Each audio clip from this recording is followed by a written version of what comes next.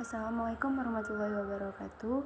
Perkenalkan, nama saya Inayatul Hijriyah dengan NIM 2030604093 dari kelas Mazawa 3. Di sini saya akan membawakan materi tentang sejarah awal tasyrik zakat atau zakat fitrah.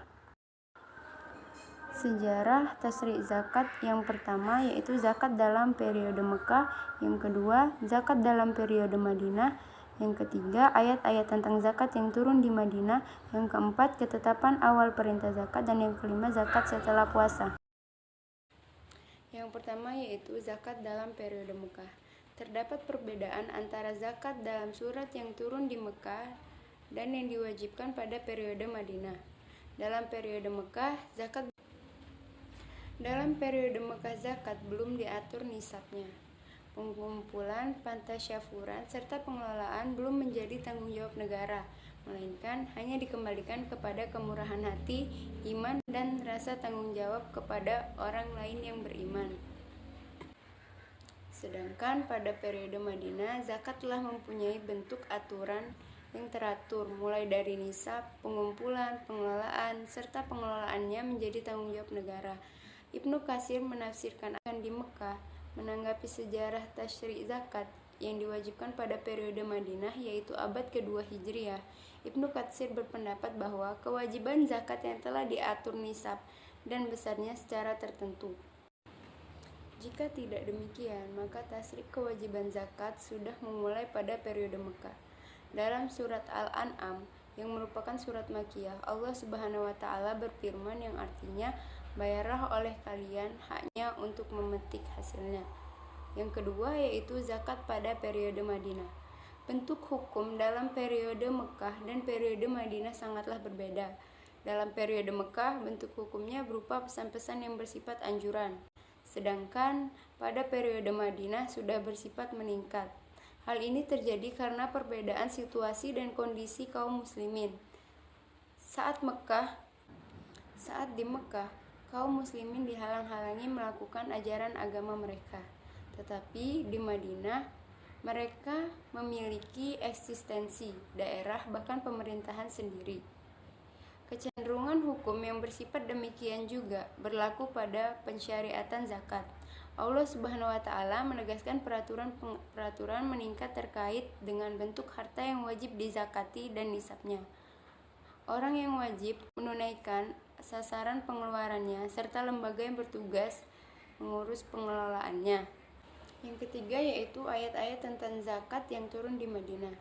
Ayat-ayat Madaniyah menegaskan zakat hukumnya wajib dengan menggunakan redaksi yang telah ditegaskan secara tata cara pelaksanaannya secara jelas.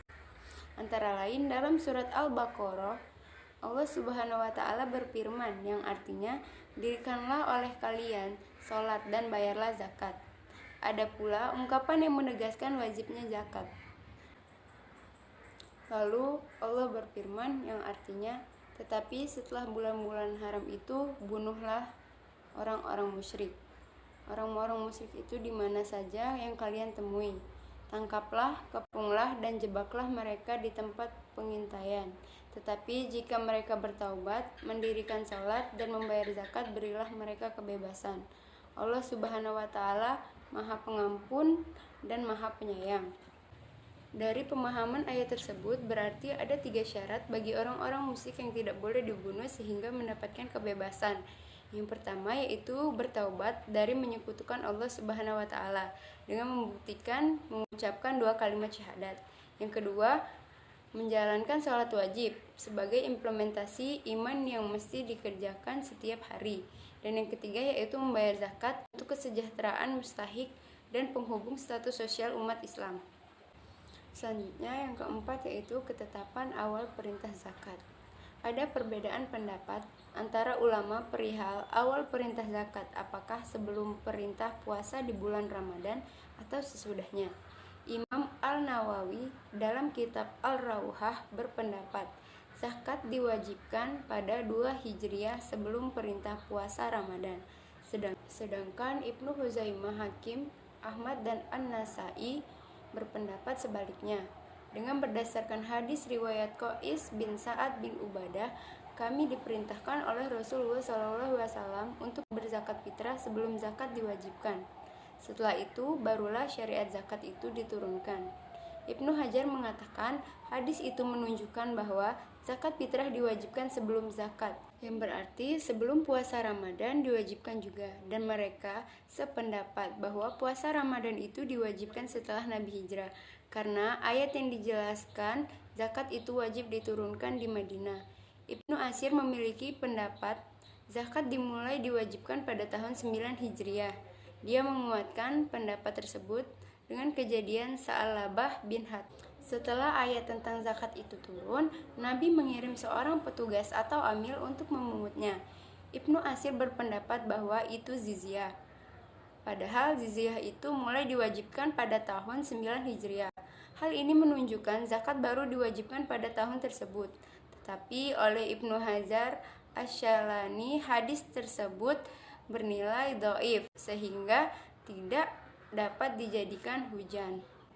Yang terakhir yaitu zakat setelah puasa. Berdasarkan penjelasan sejumlah hadis sebelumnya, diketahui bahwa rukun yang pertama yang harus dilakukan setiap muslim adalah melaksanakan sholat 5 waktu. Sebab diwajibkan setelah Isra Mi'raj, yakni 1 tahun sebelum Nabi Muhammad SAW hijrah ke Madinah. Kemudian pada tahun 2 Hijriah mulai diwajibkan puasa di bulan Ramadan sekaligus membayar zakat fitrah. Setelah itu zakat kekayaan baru diwajibkan, yaitu zakat dengan nisab dan protestanse tertentu. Kesimpulan tersebut juga dikuatkan dengan hadis Diman bin Salabah di atas ketika mendatangi Nabi Muhammad SAW pada tahun 5 Hijriah. Hadis itu mengidentifikasikan bahwa zakat telah diwajibkan sebelum tahun tersebut, sebagaimana pendapat Ibnu Hajar Al-Asqalani dalam kitab. Sekian materi yang saya sampaikan. Apabila ada salah-salah kata, saya mohon maaf. Saya akhiri. Wassalamualaikum warahmatullahi wabarakatuh.